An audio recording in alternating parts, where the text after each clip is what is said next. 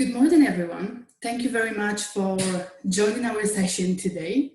It's a very special day. We are having here our special presenter, Paul Taps, which we'll talk about it in a few minutes. Today, the session is about applying best practices to ensure effective training outcomes and learner engagements.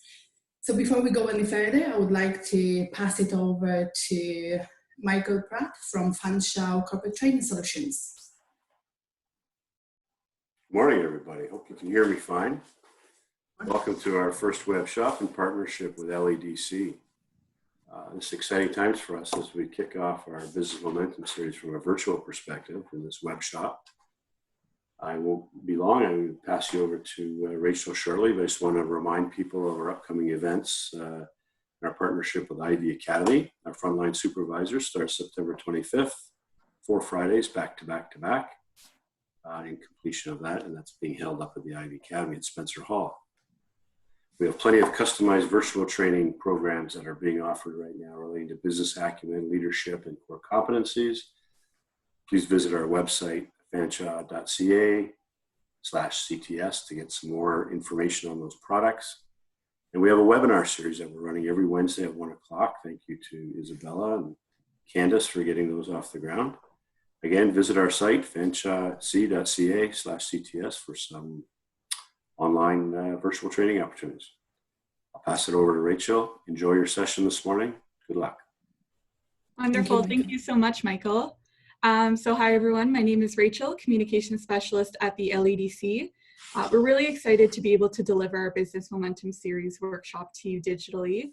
LEDC and CTS have been partners in training for many years, and we really cater these workshops to your needs as employers. So thank you for joining us.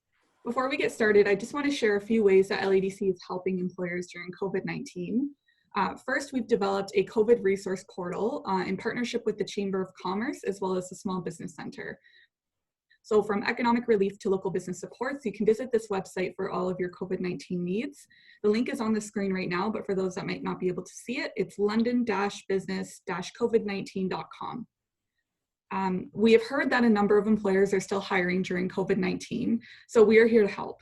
You can start by visiting our London Tech Jobs and London Manufacturing Jobs portals to get your company listed here and have your jobs promoted widely. Additionally, please join us at the London and Area Works Virtual Job Fair on May 12th from 2 to 6 p.m. You can register and learn more at londonareaworks.eventbrite.com. Lastly, we of course hope to see you register for more of our upcoming Business Momentum workshops listed on your screen. You can also find these on LEDC's events page and on Eventbrite. So without further ado, I'll turn it back to Izabela. Thank you so much and enjoy your day. Thank you very much, Rachel, and thank you everyone else for being with us today. Before I introduce Paul, I would like to mention a few things about. Before I pass it over to Paul, I just wanted to make sure that you enjoy the session. Paul is a demonstrated leader with 35 years of service in the education sector. He is committed to leading with integrity and modeling a balanced approach to life while serving and inspiring others to realize their full potential. And in 2016, Paul completed a 2-year term as an education advisor for a private education service provider in Malaysia, so that's very exciting. As a member of the consulting team leading the implementation of the Malaysian government's blueprint for school transformation, he was actually responsible for improving school standards and coaching school leaders and teachers in the development of practices, skills, and knowledge. As a believer in the continuous improvement, Paul became a certified facilitator with development dimensions international DDI in 2018, and since that time he has facilitated a variety of training programs for Fanshawe Corporate Training Solutions. And Paul overall is committed to meeting the specific needs of the client. He does this by ensuring his material is delivered in a relevant, interactive, and meaningful manner while adhering to the principles of adult education. On top of that, I just wanted to mention that I will be a moderator for the session. So you have a chat to use when you have any questions. Paul done an amazing job in setting up all different activities. So I hope that you will have a pen and paper handy, because we will have some individual activities, we will have a group exercise, and we will have some polling questions at the same time. For everyone else, please be aware that the session is recorded. You will receive a copy of the recording as well. And I can just pass it over to Paul. Thank you very much for being with us today. Thank you, Izabela, and good morning to everybody. Just bear with me for, I hope, a very short period of time. I'm going to say goodbye from my video and shut that off, and then move into my presenter screen, and hopefully we don't miss a beat.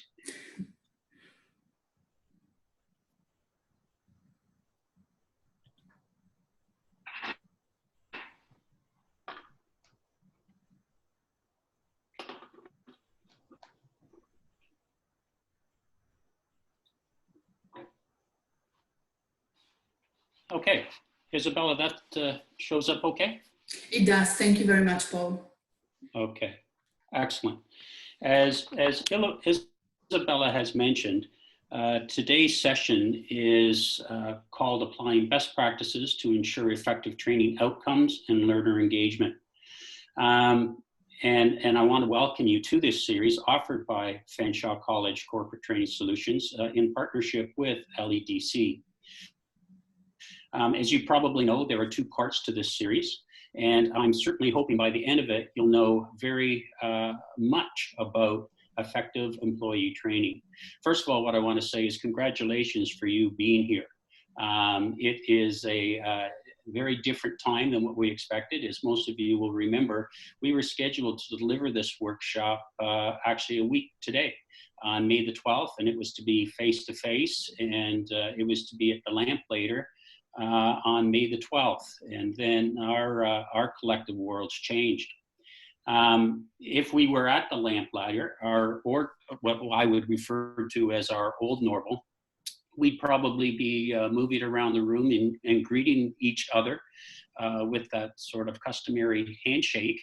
And when I look at that picture of the handshake, it does seem like a long time from our old normal.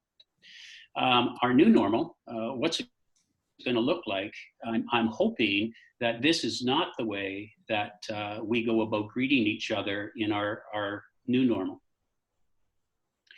where we are wearing our full PPE or our full personal protective equipment and taking each other's temperatures before we actually have an opportunity to get to know them a little bit better. Our old normal would have had us at the Lamplighter, sitting in groups of 8 to 10 people around tables. And my goal as a facilitator in the old normal would be to maximize conversation and sharing.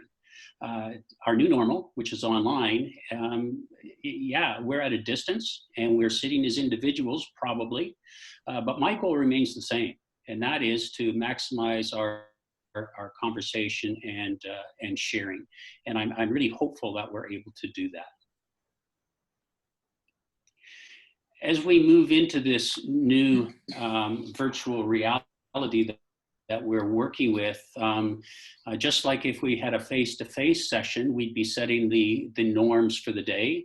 And those norms would have been talking about where the washrooms are, when our breaks are going to be. Would you please put your cell phones on vibrate or mute them? Likewise, the virtual classroom has norms as well. So just going to take a couple of moments and go through this. I'm going to ask you please to not multitask. Really hoping that we can have your focus, and that's one of the challenges when we do things virtually, of course, because there are other things that can come to our attention. I would ask you to, unless otherwise instructed, please mute your microphones. Same with the video. Your video should remain off unless otherwise instructed. And there will be opportunities today, and Izabela will describe when you will be using your video and you will be using your microphones. Like any learning situation, interaction is essential.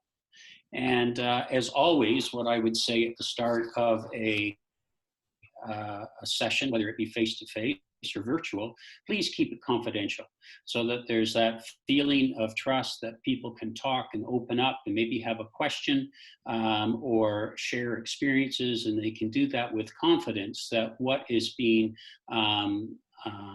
discussed here or in your breakout rooms stays in those breakout rooms and are confident, it's confidential information. And just FYI, we will be taking approximately about a 15-minute break around halftime. So we're here from 9 o'clock to 11:30. So somewhere around 10 o'clock, we'll aim at taking a 15-minute break. Isabel did refer to the chat, and I just wanted to highlight that a little bit more. What's what we call our virtual parking lot. So instead of a sticky note that you might put up on a piece of chart paper on a face-to-face, there's a session, we can use the chat feature that Izabela described that you should be able to see on your screens. And if you have a question that comes up during today's presentation, please send those questions through. Izabela, as she mentioned, is working as our moderator, and she will tabulate or keep record of each of those questions. And at various points throughout the morning, we'll stop and address the questions. So we thought that that might be the most efficient way of dealing with the questions, and at the same time as being efficient gives you an opportunity to either share an experience that you might have or to ask one of those questions. And getting used to that, I think we're going to put you to work right away. Today, we're using the Zoom platform, and I'm sure through your work worlds, you're using various different platforms. And one of the functions or features that Zoom has is the polling function. So, Izabela, I'm going to hand it over to you for a descriptor.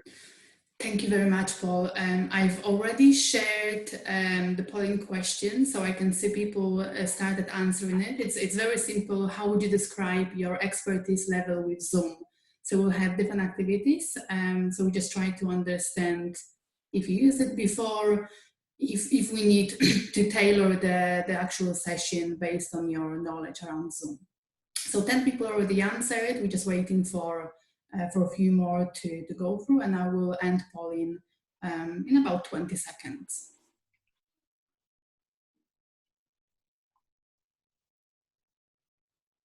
Okay, getting there, 80% already voted. So far, Paul, we have answers around pretty good, have used it a few times. So that's just kind of between both of them. Okay, so I will end poll now, and I will share the results so everyone else will be able to see it.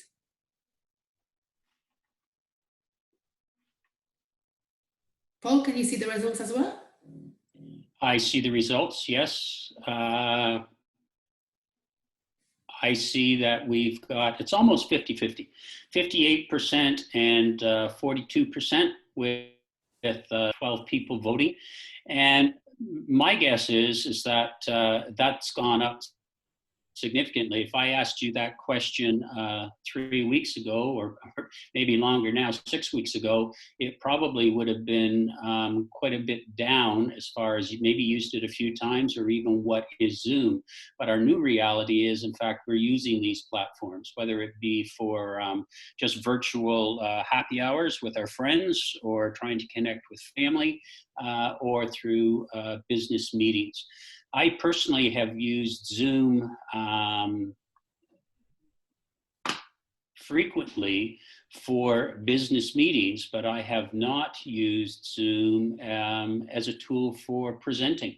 So, and I would think that for a number of you, this could be your first virtual workshop using Zoom. And so what we're going to try to do over today, as well as the second session, is introduce you to many of the different features that allow us to maximize that interaction of the participants in making Zoom a very viable training tool. So why are we here? During our two sessions, which is today, May the 5th, as well as May 26th, we're really going to be taking a look at these 5 questions. Why? What's the purpose of training? Who? Knowing your audience. What? Planning and doing the prep of the content and delivery.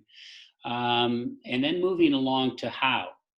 Presenting and facilitating, how do we create those positive environments? And then finishing off with the question that I always like to ask is, okay, so what and now what?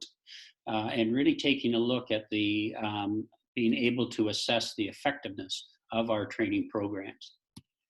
Specifically today, we're going to deal with the first 3 questions, as well as finishing off with a task that I want to leave you with, which is going to bring hopefully that learning home in terms of the application.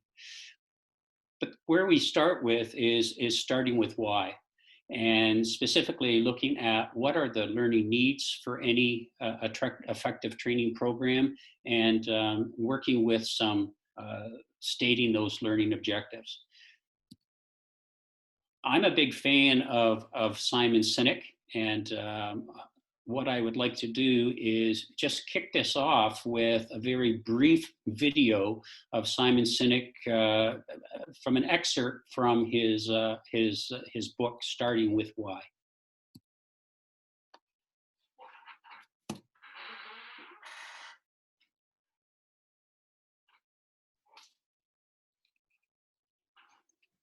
Paul, I cannot hear anything. I'm not sure if anyone else is able to hear the actual video. Know how they do it, but very, very few people or organizations know. Probably the world's simplest idea.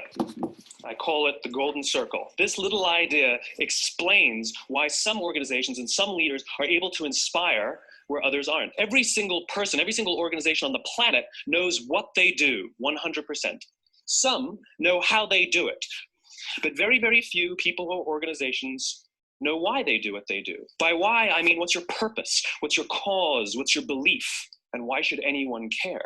The inspired leaders and the inspired organizations all think, act, and communicate from the inside out. Let me give you an example.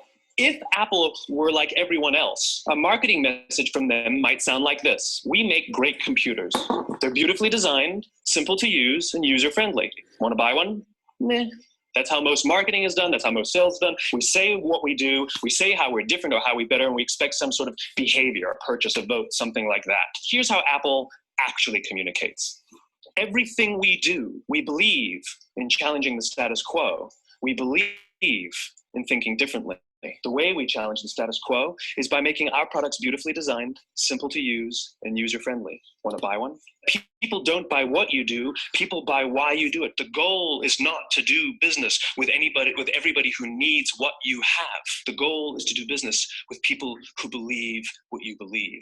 Again, the goal is not just to sell people who need what you have. The goal is to sell to people who believe what you believe.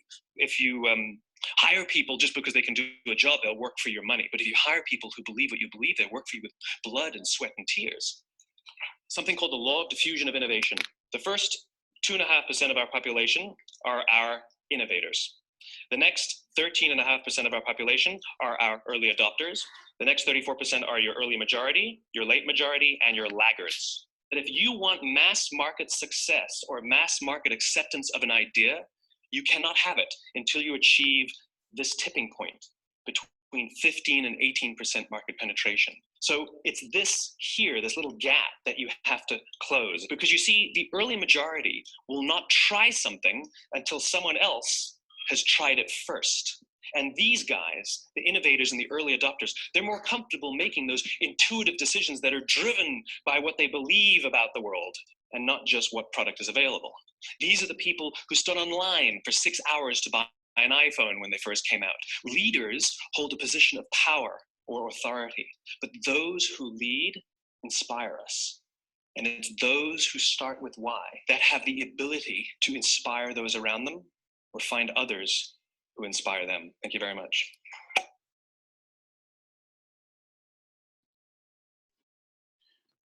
Starting with why. People don't buy what you do, they buy why you do it. So what I would like you to be thinking about first off this morning is why we're training.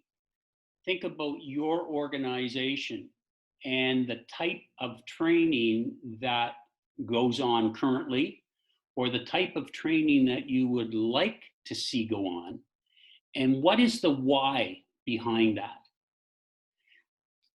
Many of the different organizations that I work with, if I ask them that question, why is your organization interested in training? It might be for safety. And that's very much around a focus on the employees. And as we know, the health and safety guidelines that exist today and constantly change, this is a very large area of training that goes on. Secondly, they might say, it's around quality of work. And here it's really around focus on the customers. The product that's being manufactured, whatever it may be in our organization, is done to a higher level. So the quality of work that's being done at your workplace improves. It might also be for production.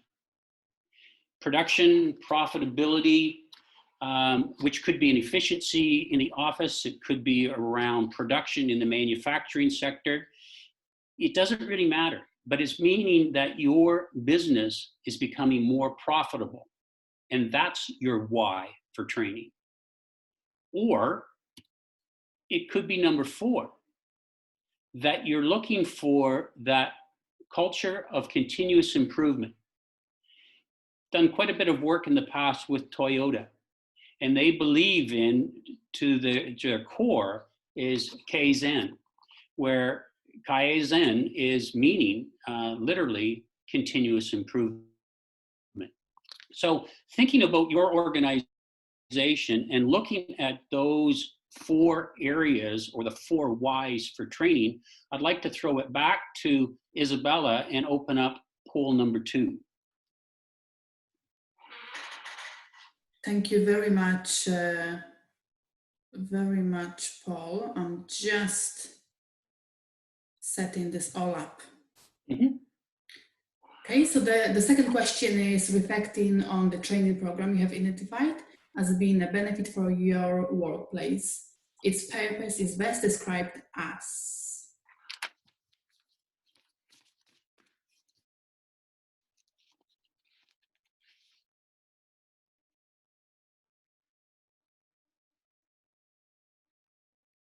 Okay, so we're getting some answers back. Half of the room already answered the questions. We have a mixed messages. Yeah, it's all pretty close right now. Mm-hmm. So maybe about 5 more, 10 more seconds, and then we'll end polling.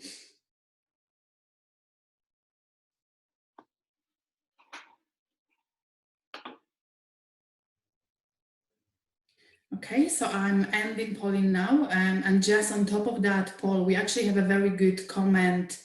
Employee satisfaction is missing, so that could also be another possible answer in here. Absolutely. That's a very good point. We're going to be touching on that in just a couple of slides.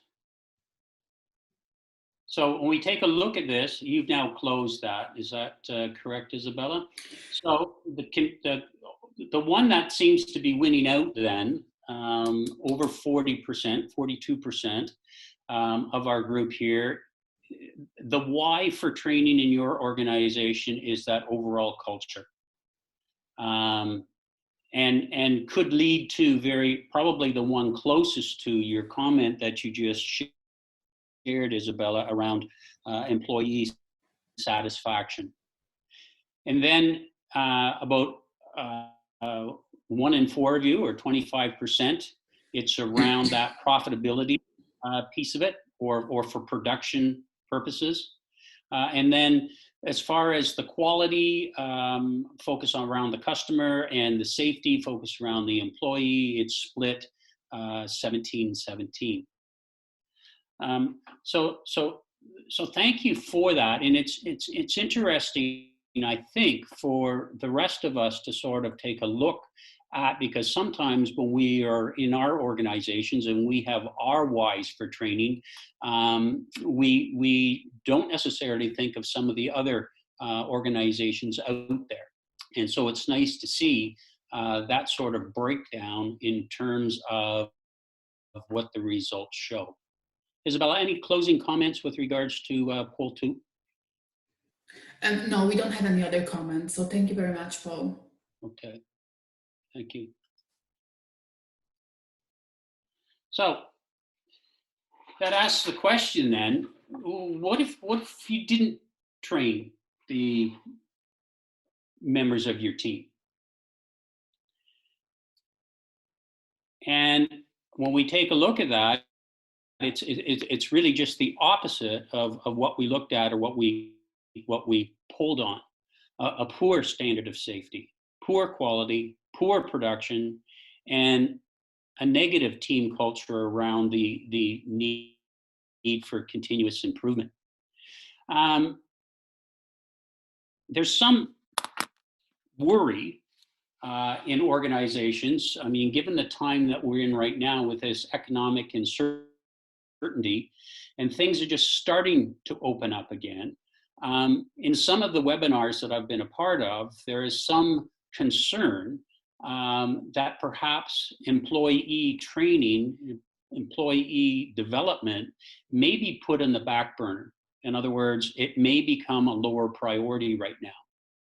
And anything that I've read lately, or have listened to, or been a part of through webinars, indicates that that's a very poor strategy going forward. And in fact, it's right now where our employees and our team members are really requiring a lot of support because of the newness.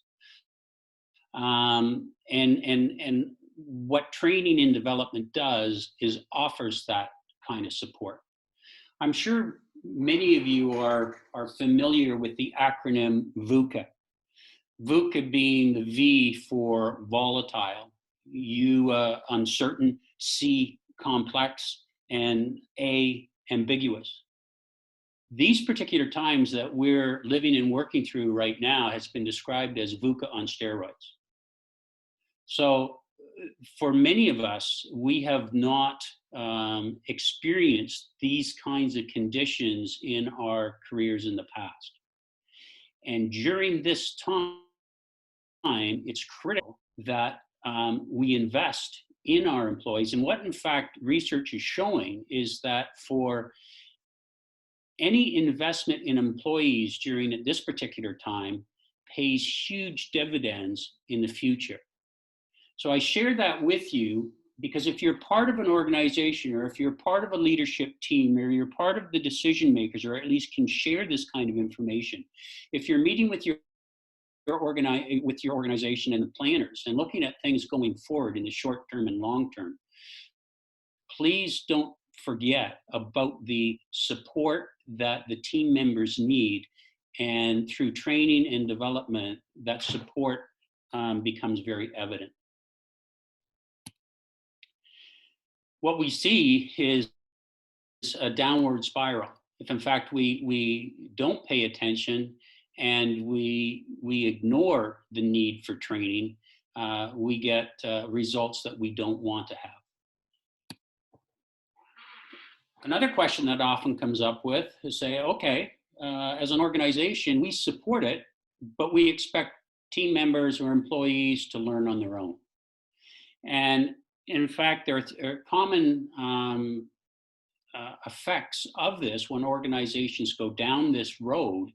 And really it's around these three: inconsistent, resentful, and there's no guarantee.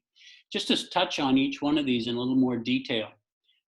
Inconsistent, when employees are going out and getting training on their own, you really don't, you're losing control. And I use that word control in a positive way in this case, in terms of what the outcomes are going to be for that training. And what organizations find that have gone down this path is that the outcomes are very inconsistent. So one employee may in fact find that the training is rich, where somebody else may find it to be very, very thin in terms of usefulness. If you are operating or hopeful of having a common standard in your workplace, this makes it very, very difficult. Resentful. Employees may feel, and team members, and this gets back to the comment that was made, Izabela, over the last poll, is that employee satisfaction may be very closely linked to the opportunity for professional growth. And professional growth through training and development is key for an organization. And one of the things that organizations are dealing with at any particular time is hanging on to their top employees. I often say to people, it's the good employees you really have to work at to keep, because the good employees, the talented employees, they're the ones who have options for other employers. Oftentimes, the employees who are not necessarily your high flyers, they don't have the same kind of opportunities that could present themselves with a competitor or in another workplace. So we want to hold on to our best employees and being able to offer them a meaningful training and development program throughout their career goes a long way in retaining those employees. And human nature is that there's no guarantee that if you left it up to all employees, would they participate? And human nature also being a way is oftentimes the ones who need it the most would be the ones who would not necessarily participate.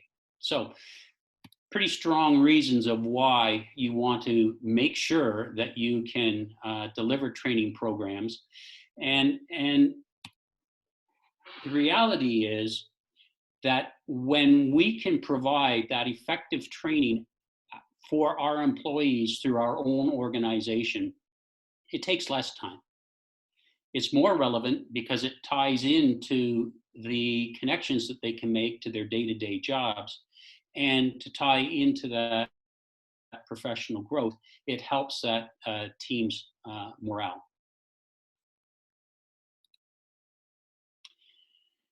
So we agree that effective training programs are needed in organizations. And the first thing that we need to do when we're starting to look at how we develop an effective training program is beginning with a needs assessment. And so let's take a look at what a learning needs assessment is. The first thing that we need to do is we need to identify where we want to go. Okay, it's that desired outcome, or often referred to as the desired state. What does your team want to know? And what do they need to know? The desired outcome a bit is like if you were planning a vacation, if you were planning a trip, you would pull out the road map and you'd identify where you want to get to. That's your end point. And in the same way, you want to be able to do that as a result of your training outcomes. The second thing that you would do is to identify what's the current level. Where are they now? What do the employees already know? you may be able to identify what the current level is, both by informal, which is more around through discussion, observation, what they may be asking you for, okay? And the types of questions that they're asking gives you an idea of their current knowledge. Or it might be through a more formal aspect. And through a more formal aspect might be based around more of a performance appraisal. So you've identified some gaps. In other words, they're not necessarily performing where you need them to perform, and you can identify where they are comfortable and where they are particular right now. Once you've got those two endpoints, the starting point and the end point, what you've got in between is the learning gap, or those are the needs that need to be met. And that's where the training comes in. Because what the training is going to do then is actually take you from your current level to where you want to be, or your desired level. Depending on your needs, that may be in one training session, or it may be built in over a period of time, such as in several training sessions over a particular year, for example. But it's critical that you identify what that learning gap is. And the goal of any training program is to narrow that learning gap so that the current state is much closer to that desired state. So, Izabela had mentioned to you that I had a number of activities. This first one is an individual activity. I'm going to give you approximately 5 minutes, and as part of your preparation for today's workshop, you were to bring in a topic that you believed and had identified would be a good topic at your workplace to be involved with training. In other words, you've identified an area of need for your workplace. I want you to look at that a little more detail now with using the titles that we just looked at. And what I would like you to identify is, what is the desired state? Where do you want your employees to be at as a result of this training? Secondly, I want you to reflect on where you think they are now. And I would like you to think about, how do you know that? Is it through the more informal, as I described, or is it through more formalized methods that you and your organization might be using, such as performance appraisals? And then once you've got those two endpoints, I'd like you to identify the learning gap. In other words, what are the needs for this particular training point? So I'm going to give you, let's say 5 minutes. It's currently, we'll say it's 9:40. At 9:45, I'm going to bring you back together again for the next activity. Okay? Izabela, any questions at this point? Not necessarily the questions that I've put down, but any further comments before we go into the individual activity? No, Paul, not at the moment. But for everyone else, please, if you have any questions, use the chat, and then I will bring them back to Paul, so he'll be happy to answer. Okay, thank you. It's 9:40. We'll connect again at 9:45.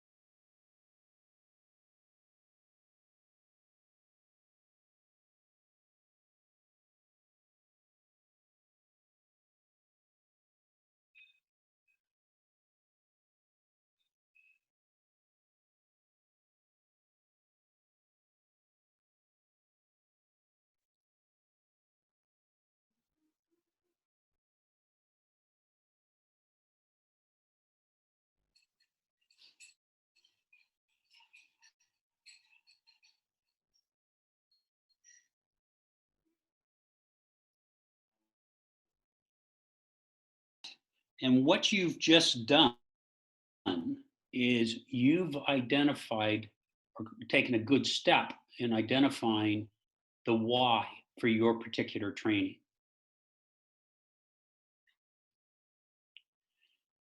Now, what we're going to look at is take this and going to try something that I hope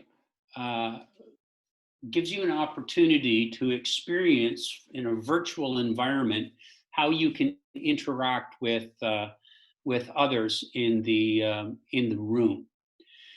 And I'm going to describe, first of all, the group activity, and then Izabela is going to explain to you how this is actually going to work. She's the brains behind this technology, so I'll let her do that. The activity that I would like you to do is to first of all introduce yourself and the business or the organization that you're representing to the others who are in your breakout room.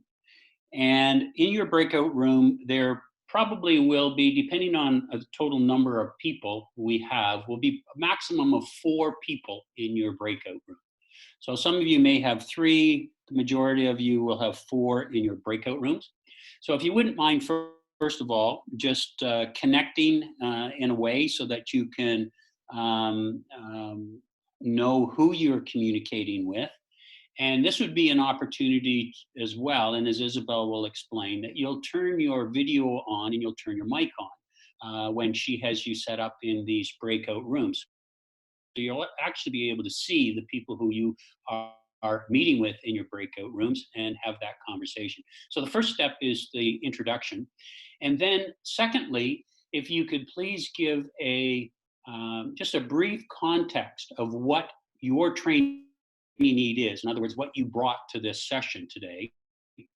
And now you've identified that learning gap in your organization. You've identified that. So if you wouldn't mind sharing what the context of the training need is, and then what gap you have identified.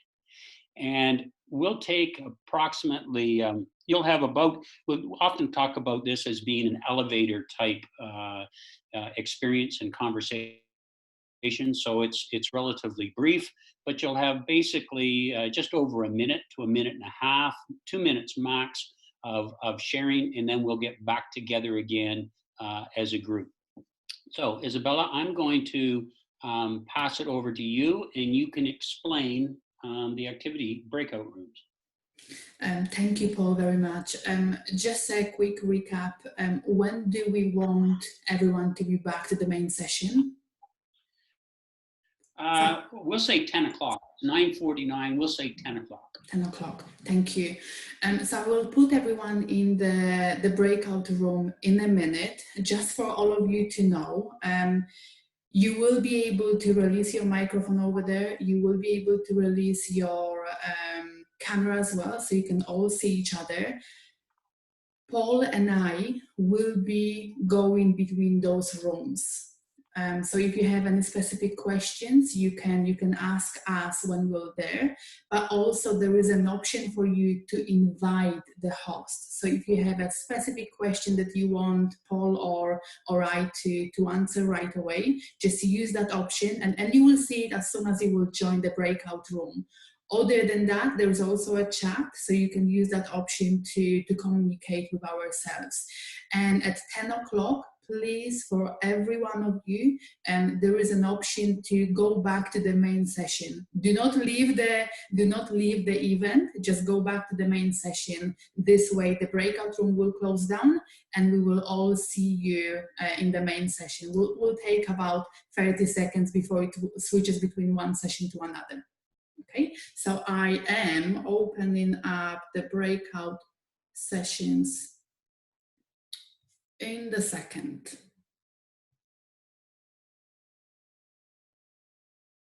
Okay.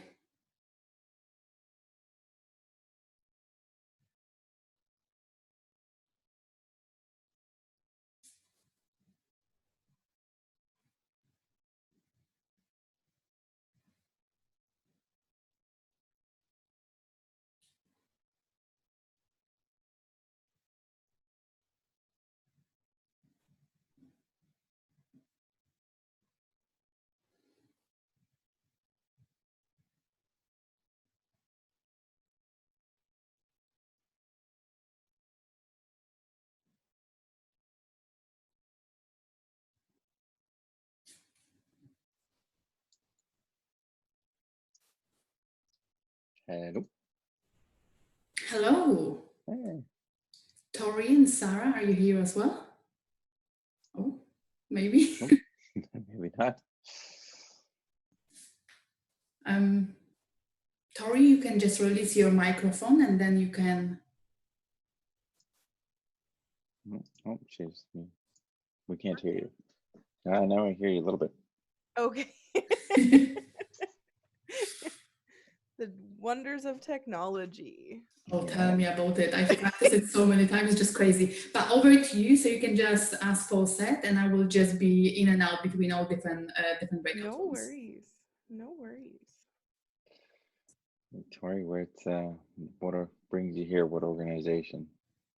I work for a debt purchasing company called Kinesthetic Financial Group, and I'm looking to expand on the team that I'm in and kind of work.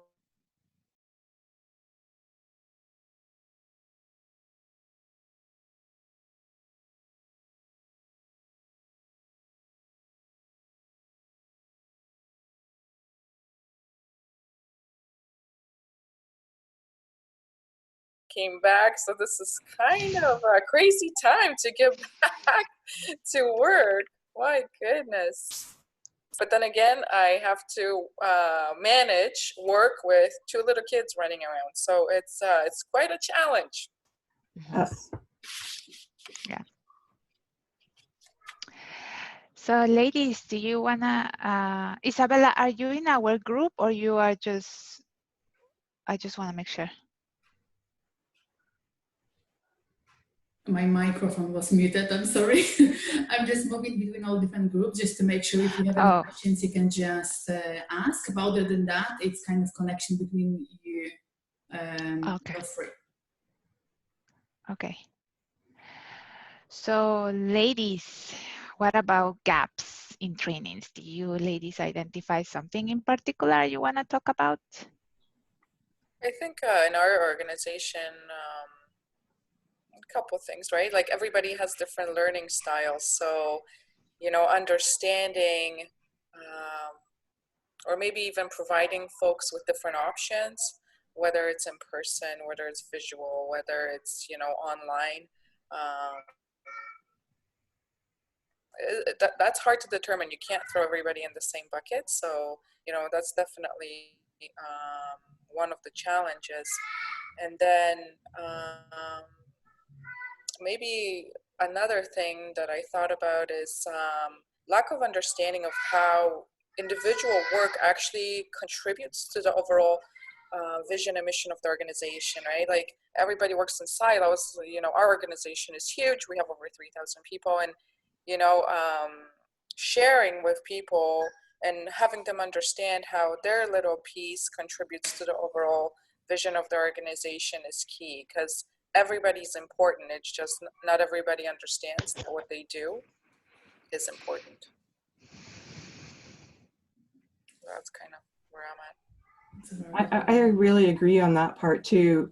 With our agency, again, we have different areas, some providing training to youth projects like the YES program, the youth employment strategy. We have the employment piece, helping individuals find, work towards number one, getting a resume, then finding employment, and then job shadowing, etc. But we also have the training part where that train individuals who have lost a limb, who are injured, who need specialized, like for JAWS, which is for individuals with blindness. And we have that piece right there. And at this point, I really don't think the rest of the organization knows specifically what the training organization piece, like, because we also do outside, or used to do outside training as well. So for me, that's a big gap in the knowledge of the employees to know exactly what each piece is, you know, doing and how it brings us to a whole. Yeah, funny enough, I was, you know, I had a chance to be in a couple of professional development, you know, trainings and webinars. and for once it kind of inspire me and bring back the question that you guys have been saying, because I was thinking, oh, I will put that as a set aside and just talk about something I particularly think technical weakness, if you want to call it, of the group I'm working with.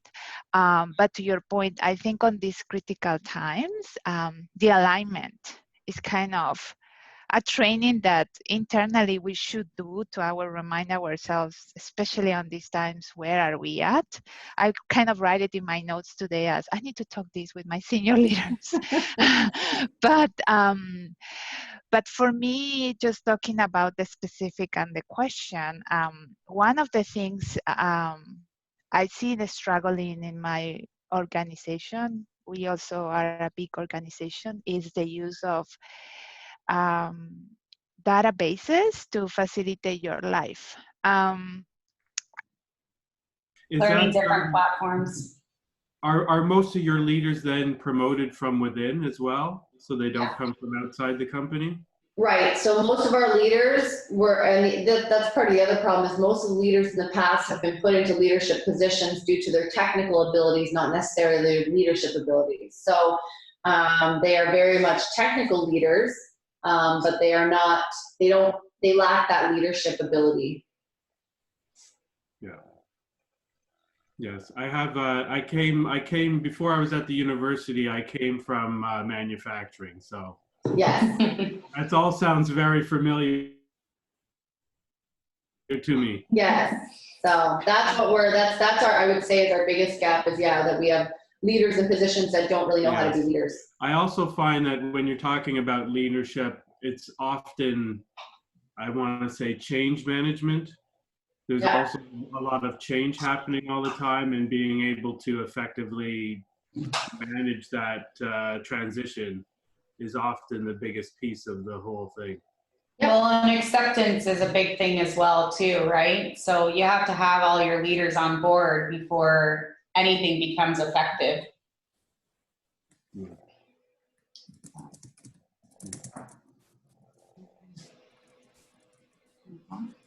Just about there. How do you go back to the other room? Not sure. We are just 1 more minute, and then we will just get back together to the main session. So I'll just, I'm not sure if have you received a message? I just shared it with everyone from all different groups. We're back at 10. Yeah, we tested all this out, so flashed up at the top of the screen and disappeared. So. Oh, okay. Leave breakout rooms. No, I know, but she says she sent a message. Yeah, we didn't see the message. I missed it, but. Oh, okay. But if you're done with your group conversation, if you're happy with what you've discussed, you can basically get back. There should be an option to get back to the main session. And Paul will start everything in a minute. Perfect. Thank you. Thank you. Thank you. Bye. Nice to meet you. Nice to meet you. Nice to meet you.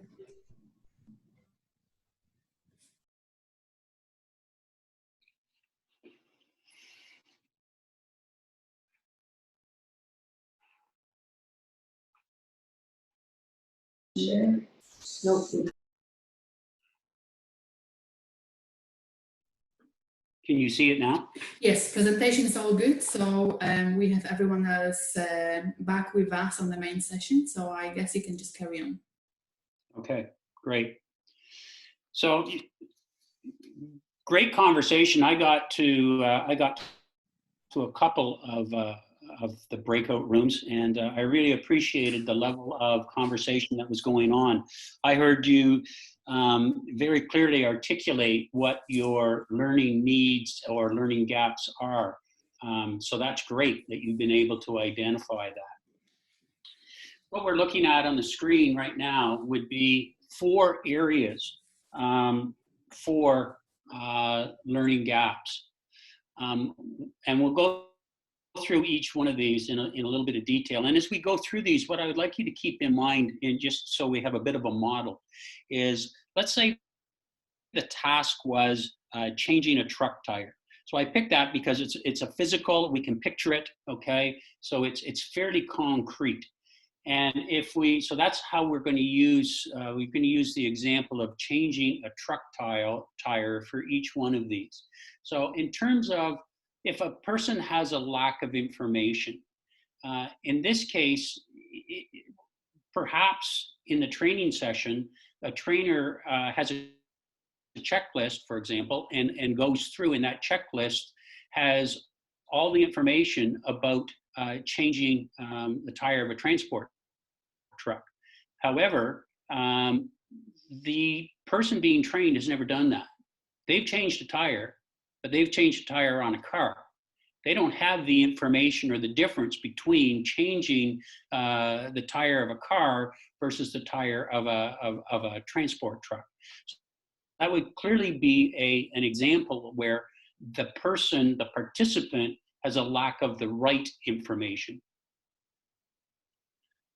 A second cause for a gap could be a lack of understanding. And again, if we stay with our changing of the tire example, the trainer may be doing a wonderful job in terms of going through the checklist and providing all the material needed in terms of a person changing the truck tire both safely and efficiently. However, if that person, the participant, if English is not their first language, then clearly there could be many areas of misunderstanding. And so we have that as well. So we have a learning gap because of both a lack of information, but also in some cases, a lack of understanding. The third area that can create the gap is a lack of ability. So in this case, a person could be taking part in a training session, learning how to change the tire of a transport truck, but doesn't have the ability, doesn't know how to use the tools, does not know how to use the wrenches properly, does not know how to use the jacks properly. So that comes to a lack of ability because they haven't necessarily got the foundation skills in order to actually perform what is being asked of them. And the fourth one that we often talk about is a lack in the environment. We may be perfectly equipped with the information, understanding, and ability to change a tire of a transport truck, as long as that transport truck is sitting on a solid surface. If it were stuck in the mud, or if the ground was very soft, that becomes a whole new ballgame. And so that's a change in the environment, and we wouldn't necessarily have the skills or the expertise in order to do that. So when you take a look back at your identified gap, is it for a lack of information, a lack of understanding, a lack of ability, or a lack or change in the environment? And it might be a combination of a couple of them. It might not just be one of them. But when you start to look at how you're going to plan for, it's always good to have this kind of information that you've thought about ahead of time. Izabela, I'm going to do our virtual parking lot at this point. Is there anything pressing that needs to be addressed? Not at the moment. Maybe we can just give a quick 30 seconds. If anyone has any question, please use the chat and I will pass it over to Paul. Okay, and we have a couple of other ones built in. So I think what I'll do is I'll keep moving now, and if any questions come in, then we'll use it in the second parking lot rather than take the time now. Okay. Okay. So you've identified the learning gap, and the next step is then to figure out what the learning objectives of your training session or training program is going to be. And around effective learning objectives, what you want to be able to do is use action verbs that describe what you want your employees to be able to do at the end of that training. Ideally, your learning objectives would be measurable and they'd be specific. Sounds like a SMART goal and very closely related. So you want them to be actionable, you want to be able to measure them, and they need to be specific.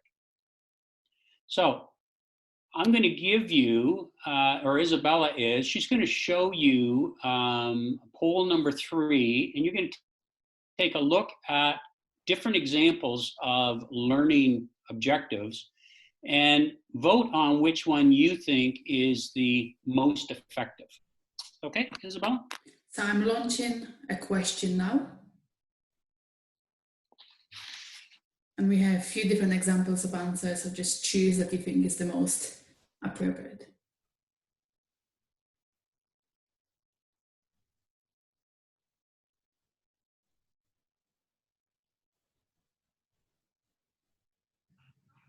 Okay, we don't. Okay, we have first votes coming in, perfect. So at the moment it's 25% for each.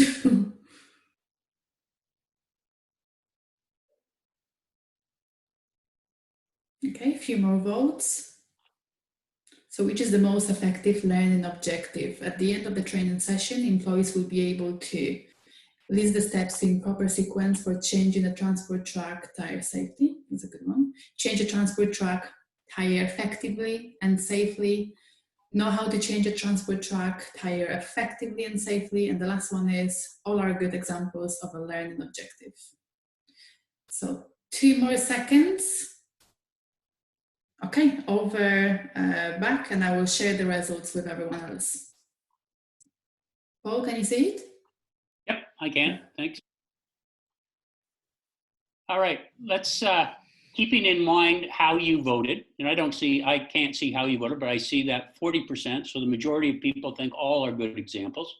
And then it's split between a couple of people each for the list, a couple of people for the change, and a couple of people for the no.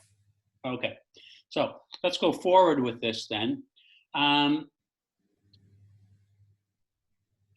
I think everybody can see that now, right? So if we take a look,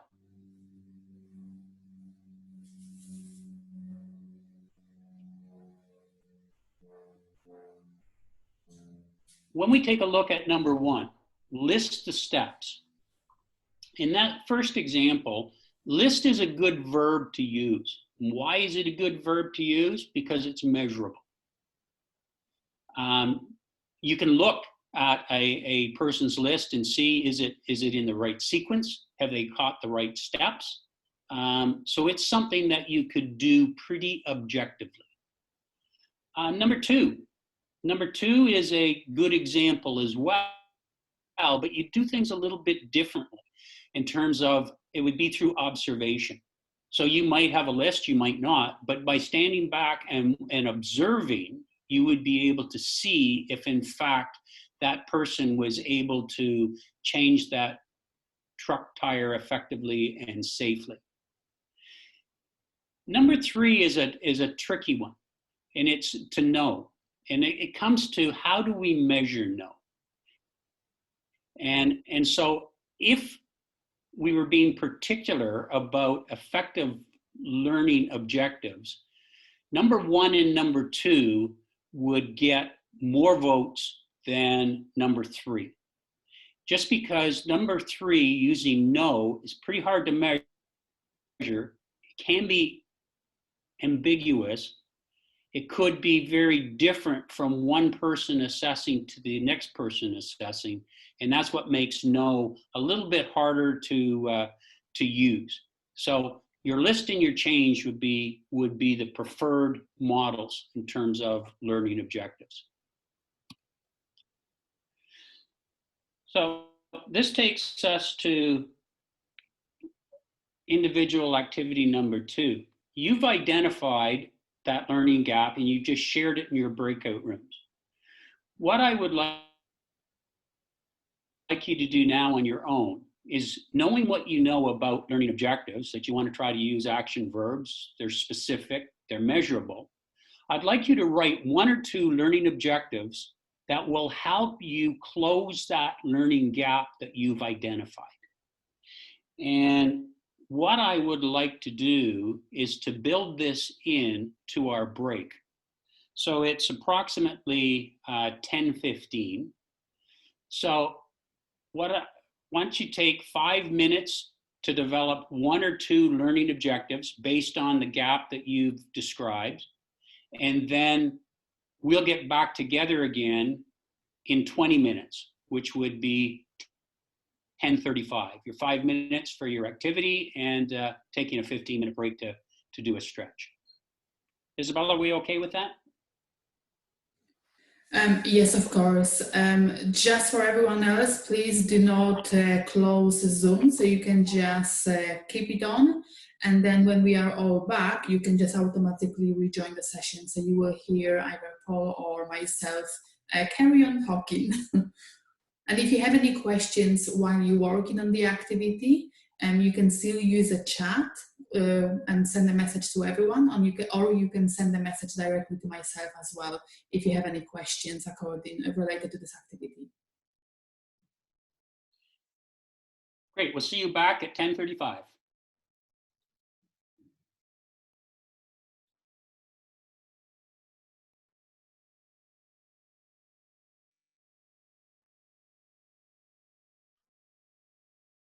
Again. Paul, whenever you're ready, we can carry on. Okay, thank you, Isabella. Next step on our agenda is who is our audience, and we want to take a look at the principles of adult learning and learning styles.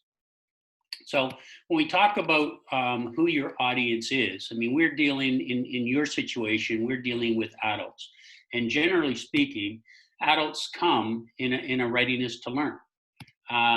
They take responsibility for their own learning, and either have come with learning goals or open to creating those goals.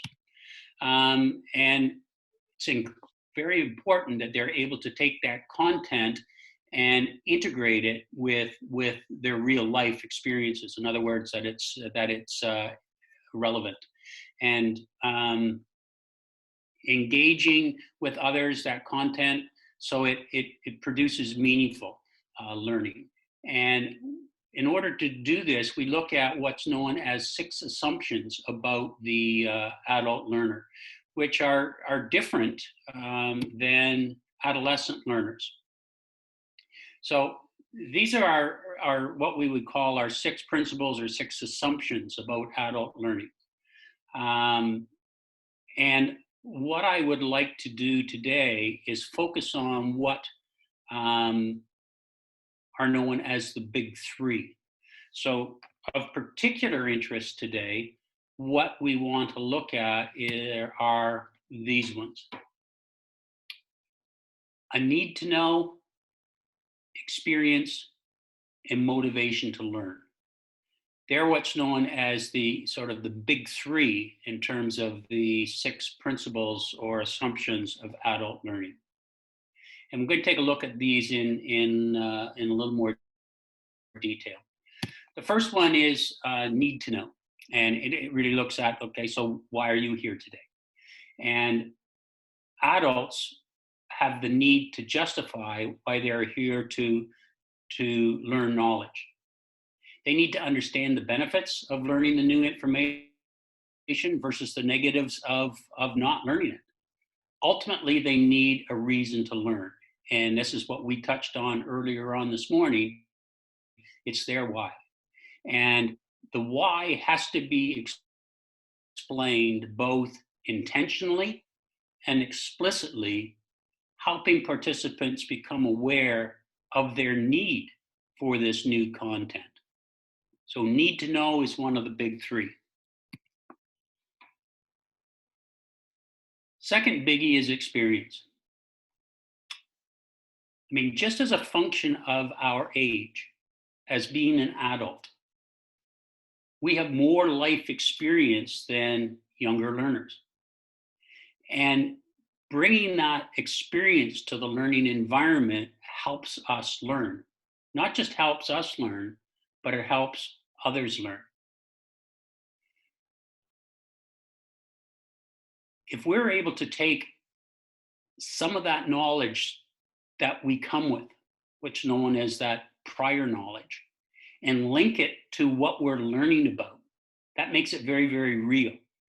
And there's a much greater chance of that person retaining and using that information than it being lost very quickly.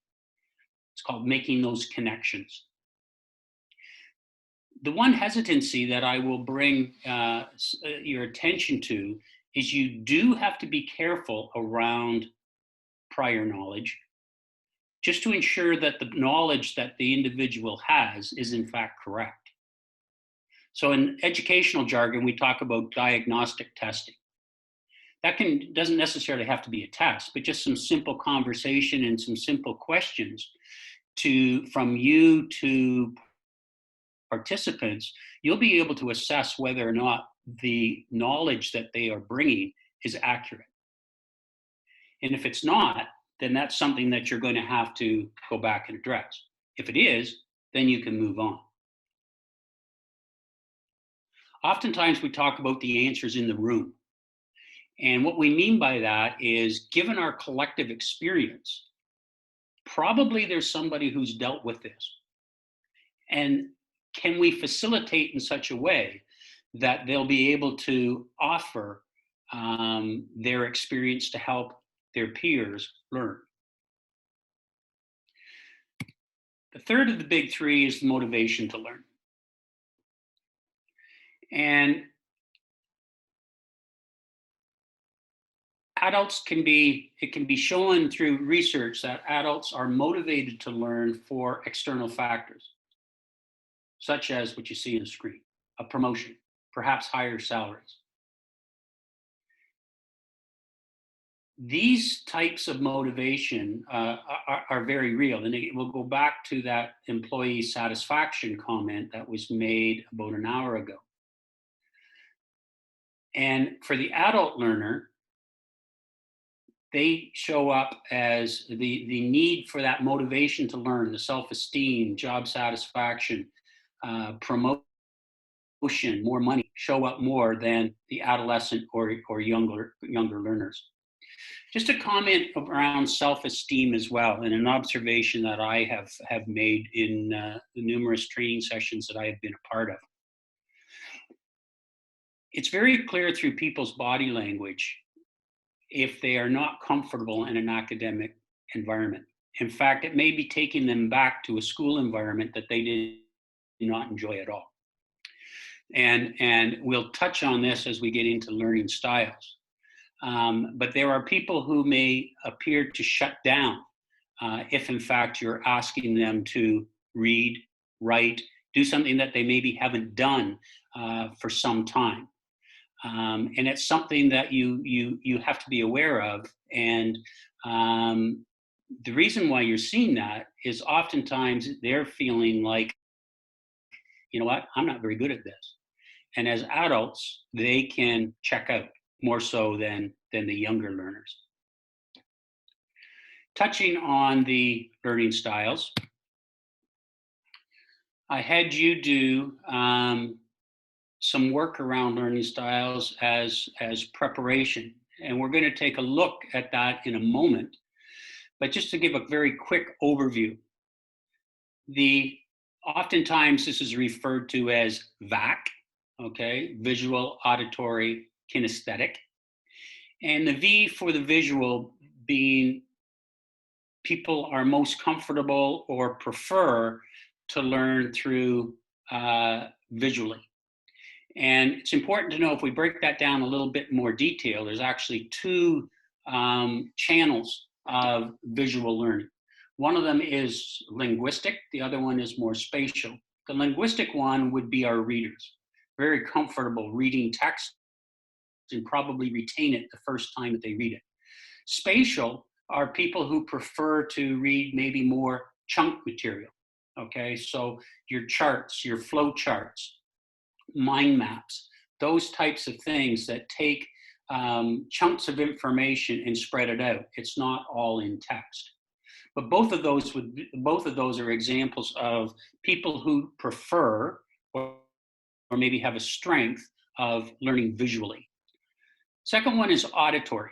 And just as it looks in the diagram with the ear, auditory are people who prefer learning through listening. Characteristics, they may often read out loud or move their lips when they read. And oftentimes, auditory people aren't necessarily see that reading and writing is a strength of theirs. That's not something that they really like to do. The third group, the kinesthetic group, are the doers. And again, there's two types of kinesthetic learners. One is tactile, which is by touch, and the other one is by movement, and or learning by doing.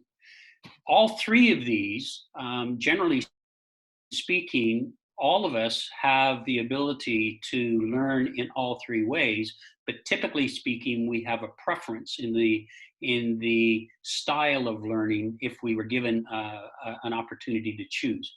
So as part of your preparation, I had asked you to do an inventory around learning styles, and I'm going to ask Izabela to open up poll number 4 to take a look at those results. Izabela? Thank you very much, Paul. I'm just bringing it up, and everyone will be able to see it just in a second. So using the results from the completed learning style survey, identify your preferred style. Okay, so we have some answers coming up already.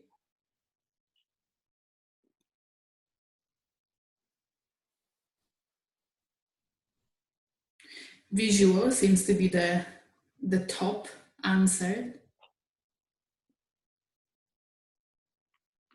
Okay, 10 more seconds and we will end.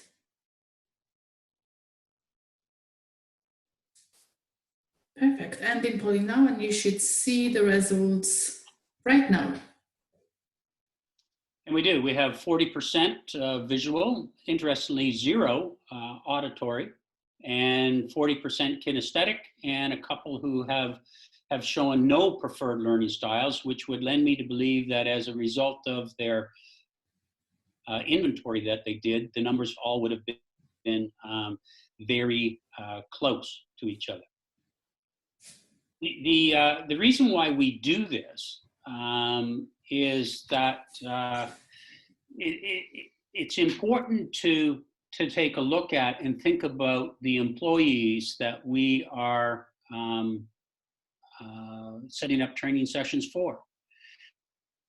And understanding that, in fact, they may have a strong learning style. And how does that play out, or how do we use that in terms of our preparation of our training sessions? To summarize about learning styles, most people have a preferred learning style, and we saw that with our results. The most effective learning occurs when we can incorporate all three styles, which is an important part to keep in mind when we are designing the delivery of training sessions in order for them to be effective. And that's exactly that third point. Effective training sessions incorporate all three. Sometimes we fall into a pattern that if we learn best, and I'll just use the example of visual, if we find that the best way to learn, sometimes when we're designing workshops or thinking about effective workshops, that's what we focus on. We focus on activities that promote and support the visual learner, because that's our background. And what this is trying to show is that, yep, visual is important, but we also have to include the auditory and the kinesthetic for two reasons. One is we will have learners in the room, participants in the room, who prefer one of those three styles. And for the second reason, that the most effective learning takes place when you incorporate all three. Izabela, I'm going to ask you, are there any questions that need to be addressed? We have one. How do you incorporate this in the online learning environment? In terms of these learning styles? Yes. That's a great question. And what we're trying to do is, in our activities right here that we have built in, is to incorporate these. Through the virtual, it's relatively easy to do the first two, the auditory and the visual. It is definitely more challenging to do the kinesthetic. And the functions that Zoom is offering, both through the polling, gives us some of that, but also some of the breakout rooms to some extent. Certainly not to the same extent as we could do from a face-to-face. But what I'm hoping for as well, when we're doing individual activities, for example, that people are able to perhaps get up, stretch, move a little bit, which with helping with the blood flow does, research backed, help with the learning, as well as making sure that we build in breaks as we've done. So I think those are important points. And I think we can touch on a couple more as we go through the next couple of slides. Very good. I just have a point from one person here. For the kinesthetic, it's an idea to give activities that person can do at home with materials there to understand the point. So that's a very good solution as well. Excellent. Would you mind repeating that? For the kinesthetic, it Yes. is an idea to give activities that person can do at home with materials there to understand the point. So just Good. giving those extra resources for people to work from home.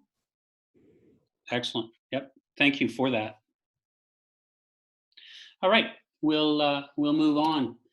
Next up is the what is involved and looking at the content and best method of delivery. And so we'll be coming back, a B part, we'll be coming back at these learning styles. So when we're talking about content, we're talking about what do we need? We got to identify what those major topics are that we want to teach and when we're going to teach them. So it's really about what and when. What is the content that I need to teach? What is the content that I need to present? That takes us back to the learning need or that learning gap that we identified in the first half. And then what order are they going to be presented in when I deliver this workshop? A couple of things that you need to consider when we were considering that what needs to be included. There are things that you could take a look at, such as the need assessment that you've just done, but also through your organization. What are the requirements or standards? Are there changes coming? Is there something new? Is health and safety making different requirements? Through your strategic planning process in an organization, have you identified some outcomes or goals that are going to need to be material provided to your employees so that they are familiar with? These would all be examples of things that you would consider when you're identifying topics. And what's available in terms of, realistically speaking, in terms of training materials, what materials do you have that will allow you to close or narrow that learning gap that you've identified. It really comes down to the need to know is the critical piece, as opposed to nice to know. There's always a lot of information out there. And one of the things that I would challenge you to do is when you look at that learning gap and you're identifying those needs, and let's say you were dealing with a training session and you had a 2-hour training session booked. In your mind, if all of a sudden you went from a 2-hour session to a 1-hour session, your supervisor said, sorry, no, all we can do is 1 hour. What would be the key understandings that you would want your team to get? So it would be a matter of going into that 2-hour session and prioritizing. These are things that need as opposed to nice. It's a good exercise to do. When we're presenting, keep in mind, you've got what you would like to say, and the participants have got what they're interested in, and that intersection is really the relevant part. So it's incredibly critical that you've identified those critical points to make that as part of the intersection. If we take a look at the research, what does it say about relevant learning? Relevant learning and effective learning are the same thing, okay? And by having that pretty well makes an effective training session. Relevant, meaningful activities that both engage participants emotionally and connect with what they already know are what help to build those neural connections. So it goes into that long-term memory. People will remember things as long as they can connect with it. Allowing participants to reflect and connect with that content based on their own experiences helps them make long-term connections and retain that content. So again, and here's a huge advantage when you think about dealing with your adult population. They come, as I said before, with a lot of life experience. How can you connect them with the new materials that you're presenting and making use of their prior knowledge? Identifying the order. In other words, the sequencing of the materials that you're going to ask yourself.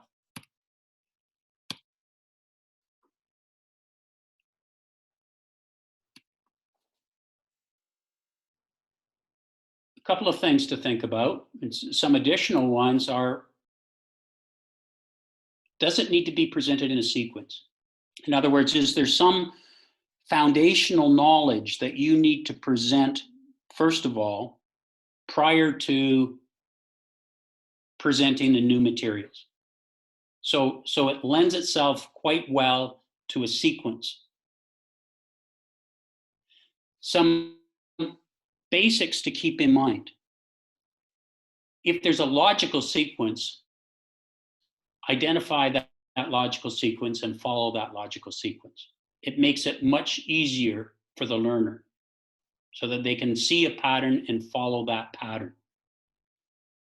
Generally speaking, we like to go from simple to complex.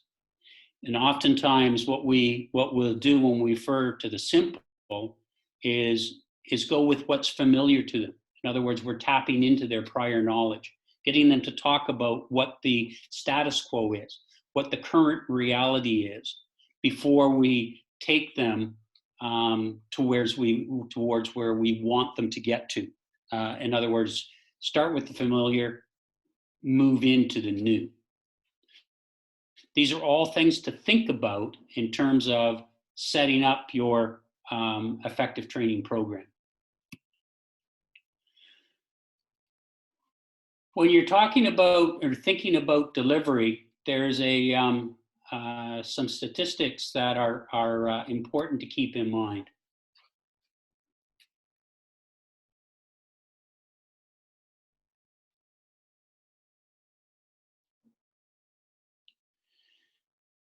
It's often said you learn things the best when you are teaching them.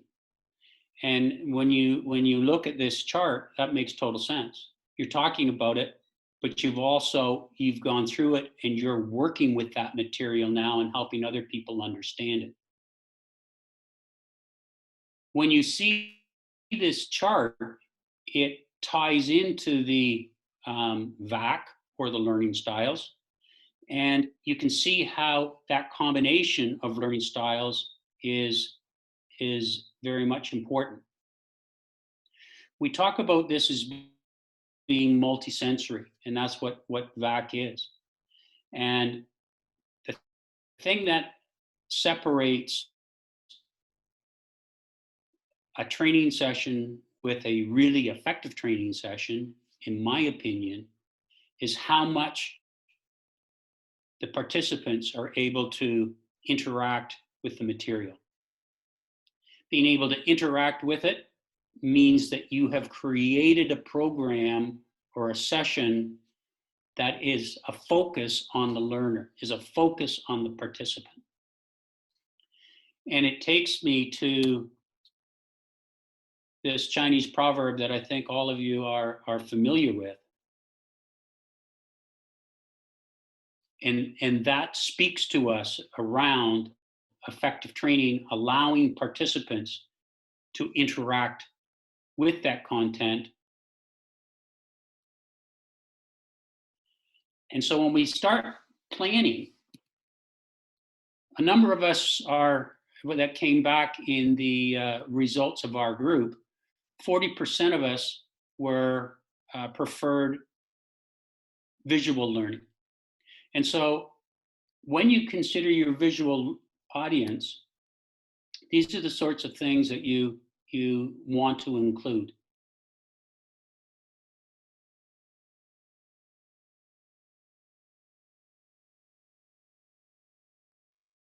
Keeping in mind, there are the two types of visual learners. Your linguistic visual will be the ones who will benefit from those handouts for reading and taking notes. Your spatial visuals are going to benefit more from those visual aids in the flip charts, using the bold and the highlighting. Also, just want to draw attention to that fourth bullet there that talks about the busyness of slides. Sometimes when we do presentations, we spend a lot of time in making slides that look really nice. They've got so much information on them that they can be visual distractions to your audience. And it actually defeats the purpose of why you put them in there in the first place. So it's a distraction rather than an attention grabber. So something to keep in mind as you develop presentations and specifically PowerPoint presentations. For your auditory audience, and there was none in our group, there were people who said they had no preference, but nobody nobody actually voted for auditory as their preferred. But I'm pretty confident that if you had a larger group in your team sessions or your training programs, you will have participants who do prefer through auditory. And some things to keep in mind with your auditory method is, as you can see on the screen, asking questions through that Socratic method. Opportunities to discuss, opportunities to talk about it, opportunities to reflect upon what they've heard. Auditory learners really benefit from a session that starts with an overview, In other words, there's an agenda. You deliver what that agenda says, and then you summarize. Overview, deliver, summarize. Connects with the auditory learner quite positively. Kinesthetic, and this gets to the question that was raised, how do we do this virtually? You'll see whatever we can do to get activities that get learners up and moving. I'm a big fan of Kagan's cooperative learning, and if we were doing face-to-face sessions, we would be doing things like gallery walks, for example, inside-outside circle to get people up and moving. How can we do this in our training session? One of the participants today said very well that we could be sending materials to have you work away on your own at this ahead of time. Thank you for that. But also, to some extent, the polling and the breakout rooms are two ways through virtual training that does include the kinesthetic learner. Again, stretch breaks or brain breaks, and in some cases, the visualization exercises, although we have none of those built in here today, in some cases, people can go through visualization exercises that allows them to connect with their kinesthetic movements.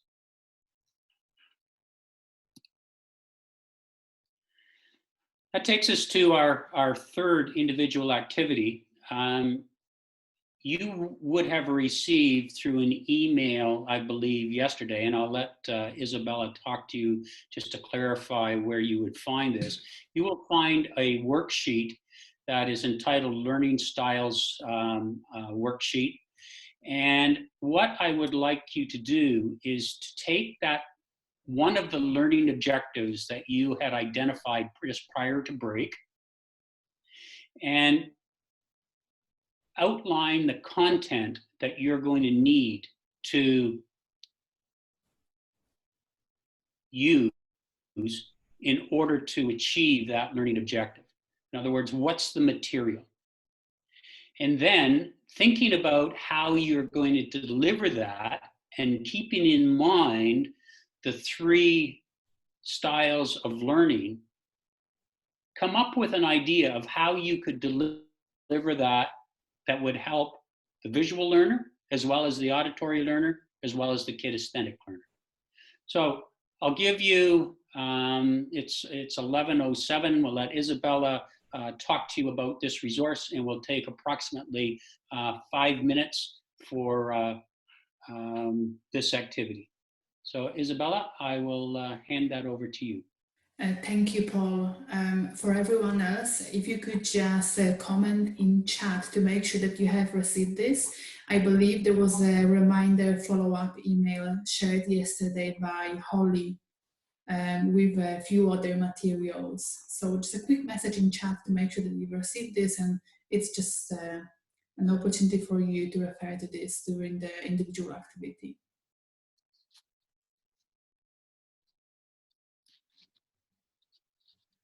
Yeah, we have some comments that they received it. So remind us, Paul, when do we get back? It's 11:08. Let's say 11:15. 7 minutes. 7 minutes. Okay. Thank you.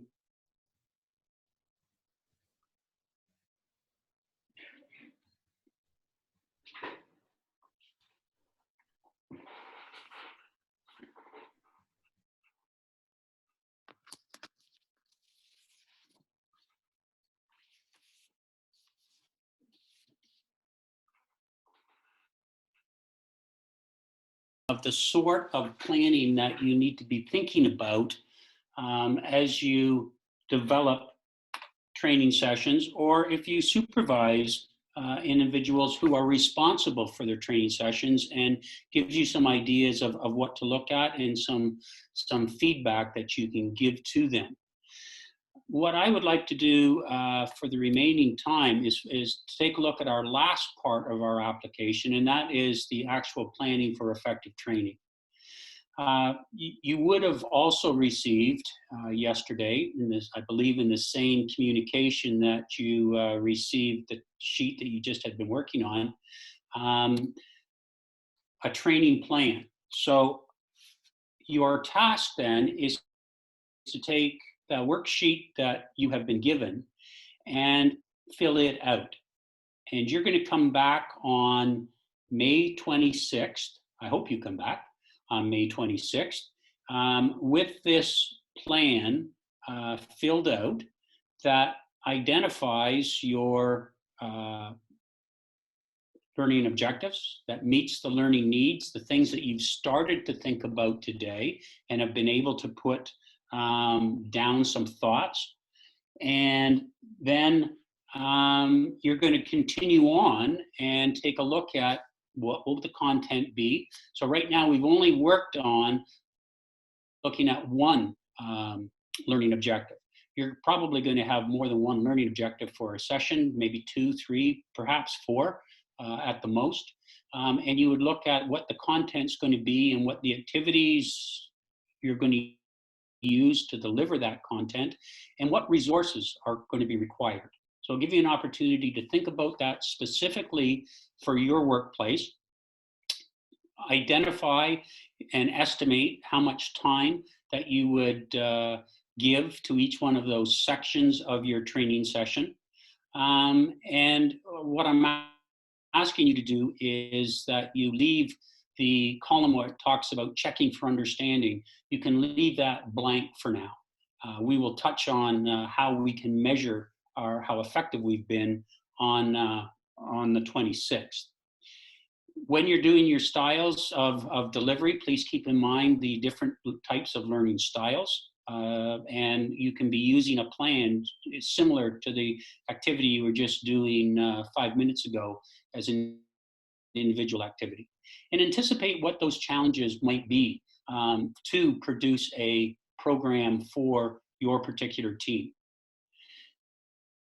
What we'll do then is when you come back on May 26th, you'll have an opportunity to share your training plan with others in breakout rooms. So each member will be given an opportunity to share and present their training plan, somewhere between 5 or 10 minutes, what their training plan is, what's involved with it, the steps that you would take. Just to be clear, you're not running the training program. You are just explaining to the others what your program plan is all about. And then what we will be doing is we will be providing some peer-led feedback based on your plan. What are some of the stars? What are some of the really good things that they like about it? And here's something else that you can think about. So that's your assignment for May 26th. If you have any questions with regards to that, please put them in the chat, send them, and that it doesn't necessarily need to be today. Those questions can come in anytime between now and when while you're doing this activity, but well before May 26th, and either myself or Izabela will get back with an answer to clarify. So that's your assignment. And the last activity that I would like to do today is to put us back into our breakout rooms. And we're using them randomly. So that's why I say introduce yourself again, because it's all likelihood that you're going to be seeing different names and different faces than you were with before. So just quickly reintroduce yourself. And again, the business that you are representing here today. And what I would like you to talk to each other about is what you see the potential benefits as well as potential challenges that this particular training session may present to you. Izabela? Thank you very much, Paul. I will bring up the breakout rooms in a second, so just bear with me. And for everyone else, I will just move people to different rooms.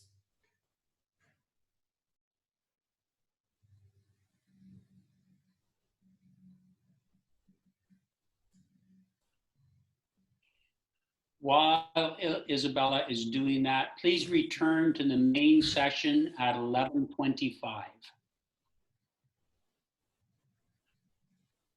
Okay, so everyone is joining the session.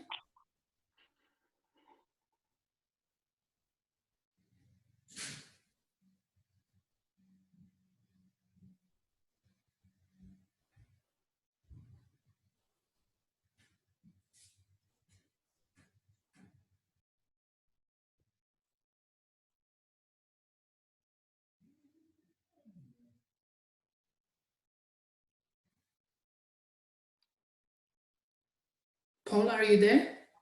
I am. I Okay. am. No other questions? No questions coming up at the moment. As I mentioned before, if you have questions with regards to the task that you've been left with, Izabela, what's the best way for them to send questions after this session is over? You will all receive a copy of the recording. And if you have any other questions, you can send them over to me, and then I will work closely with Paul to get them answered either before the next session or during the next one on May 26th. Sure. Okay, then if there aren't any questions, I certainly respect your time. I want to thank you for being a part of today's session. It's very different kind for us, and but I'm hopeful that you are able to take some new knowledge or maybe some older knowledge that you hadn't thought about for a little while around effective training and how we can use it best in our old world face-to-face, but also looking at new ways of facilitation in a virtual environment. So I want to thank you for the energy that you have shared, and I look forward to working with you again on the 26th. And Izabela, I'll let you sign off. Thank you very much, everyone. And as a follow-up, I would like to invite you for our webinar series that are also done through Fanshawe Corporate Training Solutions. We complete them every Wednesday at 1 o'clock, and the one coming up tomorrow is actually best for any business owner, HR, training developer, people that are responsible for making decisions in the working environment, because the next session will be delivered by our special presenter, Therese, that will talk about what it means to get back to the new normal, whatever normal is, and how to implement the action plan, review policies, review strategies that are important to carry on in a working place with a new normal, whatever that means. So I will send a follow-up as well. And then overall, thank you very much for being with us today. If you have any feedback, if you have any comments that we can make a next session better, please let us know. This was the very first virtual training delivered from Fanshawe Corporate Training Solutions together with LEDC. And we look forward to having you on other training sessions as well. Thank you and have a beautiful day. And thank you, Paul, as well. And we'll connect later on for sure.